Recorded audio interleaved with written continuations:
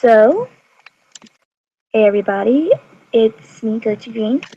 Like I said, sorry I haven't been on since the last time, and I know I promised you guys I'd like do this chapter like tomorrow, and like that was like 2 months ago. Sorry, I promised you that I couldn't because some things happened, like my computer charger snapped in half, and I had to get it fixed. You know. So sorry about that, and I will be continuing it today. I feel like actually, I'm in the mood to do like a whole bunch more chapters. Well, not all of them today, but you know what I'm saying, a whole lot. I've been busy writing and making stories for the and talking with my friends. We're not trying, but we're trying to make an anime club. All we need to do is get a teacher to supervise our club, and we're already starting on mangas, and we're already like writing our own stuff.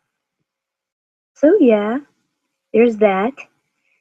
And sorry when if I'm reading and like my voice cracks, or if I say something I'm like and I mess up while I'm saying something because it's like late and I always and sorry if my voice sounds weird if I'm doing them because I'm trying to like remember how I did the voices, and sorry if the voices suck because I'm Gucci, you know me hopefully, or if you're new to this or if you're new to my YouTube channel, thanks for checking it out, and probably if I get any new camera equipment I will start doing other videos than just reading these stories and doing like vlogs or whatever. So, are you ready? Oh, and if you can see the picture, I did that. That's my new photo, but I'm gonna keep switching it with the regular Ben Drowned little chibi of him, and I'm gonna keep switching back and forth, probably with each. Well, it wouldn't matter right now. You'll see what I'm talking about. Just like I'm just gonna take turns with each, because I like to take different photos, and I thought I should try something new. They don't have to just stay at Ben all the time, even though it's basically about him. So yeah, we're about to read chapter 10 now. Okay. I'm sorry if I was talking too much. Okay, chapter 10. She shut the bathroom door and got into her bed. I was still watching from the corner. She noticed my glowing red eyes and sat up in bed, staring at me. I could tell she was scared. She reached over to turn the light on, but I disappeared before she had the chance to look again. And now she was a little bit creeped out. I walked through the woods, putting both my hands at the back of my head. I wasn't tired, so I decided to go out and freak some people out. My next victim was the girl. First, she would see the red eyes in the corner of her room, then objects in her room moving by themselves. Then, when she's so scared that she's on the verge of suicide, I fulfill her wish and kill her myself. I like to help people, so I help them kill themselves so they don't have to do it. It's simple. I heard the sirens of police cars and smiled to myself. If they really thought they could keep me in a cell, they were terribly wrong. They just seen me stab someone, and are following me for the past half an hour.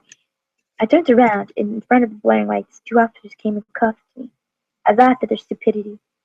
They didn't know what they were doing. "You're under arrest," they said. Nice one. I pushed my head into the car and started driving off. I thought maybe I should teleport from there, but they'd see. I didn't want them to see me leave. I waited till they threw me in the cell. I decided to wait there for a while. Then an officer came in, looking at me like I was some kind of psychopath.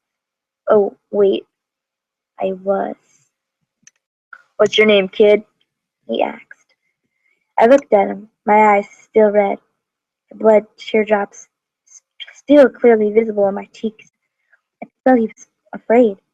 Whenever a murderer is calm when they're locked up, either way, they know they're going to escape or they're going to commit suicide. Guy, I said. What's your last name? He asked. I don't have one anymore, I said. He left the room, frustrated, slamming the door behind him. They didn't find my knife. It was perfectly hidden when I found out they were chasing me. I took it out and carved the operative symbol on the wall. I pricked my finger and traced it, making it look like it was drawn in blood. I pictured the mansion. I opened my eyes, feeling the cool breeze on my face. I put my knife back and headed upstairs to my room to change. Officer's point of view. I don't have one, she said. I left the room, slamming the door behind me. This wasn't going to work. I walked over to the chief of police.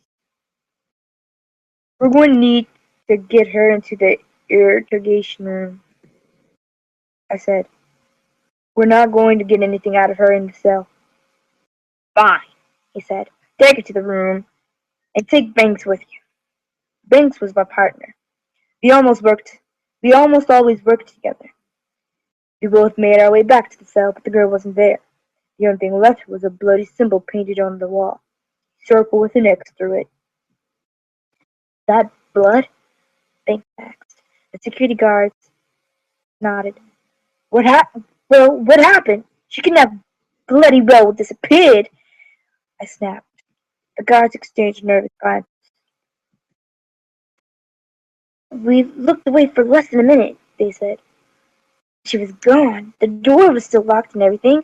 She didn't have any way to escape. Then how did she get out? They didn't answer. That's the point of view. I told them my normal tank top and short.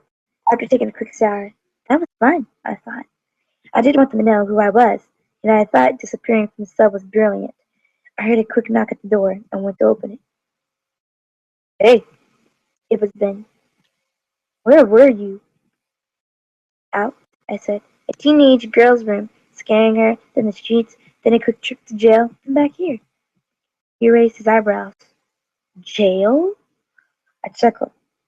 Come on, you can tell me about it inside, he said, dragging me by the hand into his room. I told him what happened. It was nothing huge. He smiled. You're insane, he said. What if something went wrong with the teleporting or something? I didn't think of that, I said, giggling. But I couldn't sleep, and I think the symbol on the wall and the disappearing was good. Yeah, make them fear you, he said. I giggled again, sinking into my pillow. Your pillows are so much softer than the ones in the other room, I said. You're welcome to use them as much as you like, he said artfully. I slapped his arm lightly and heard my phone ring. Oh my God, what now? I said, groaning as I reached over. It was a message from Lana. Guess what? I got accepted to the new college, leaving in a week. Love ya, X. I answered, congratulating her, not mentioning the time. I wanted to keep her in a good mood. I made a mental note to call her tomorrow. I smiled, thinking of my sister in college. It was what she always wanted to do, but she had to take care of me. Of course, the idea of my going to college had flown away when I killed my school bully. Who was it? Lana, I replied. She's going off to college in a week. Ben smiled. Well, that's great. Come on, we both know you don't care, I said, rattling back down before turning to me again. Guy, I said, I love you. I hacked at the wood with an axe. It just wasn't working for me. I rose up the axe again, but the wood rose with it. I groaned loudly and shook the axe as hard as I could. Eventually, I gave up and let Ben do it. Stupid axe. Sat on the ground, arms and legs crossed, watching him. How come I can't do it? He chuckled. You're too weak. Excuse me? I stood up, snatching the axe from his grip, and swinging it over my head, breaking the wood too. That's just 'cause you got angry, he said. No, it isn't, I said. Sure, he said, holding up a hand. I huffed and walked back to the house, leaving him to chop the rest of the wood.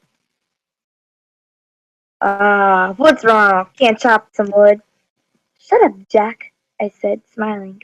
I sat on the couch, decided to play Zelda, since I never had the chance to really enjoy the game. Are you playing Majora's Mask? Mesky asked, sitting next to me. I nodded. I never got to play it. Now I want to enjoy the actual game, I replied.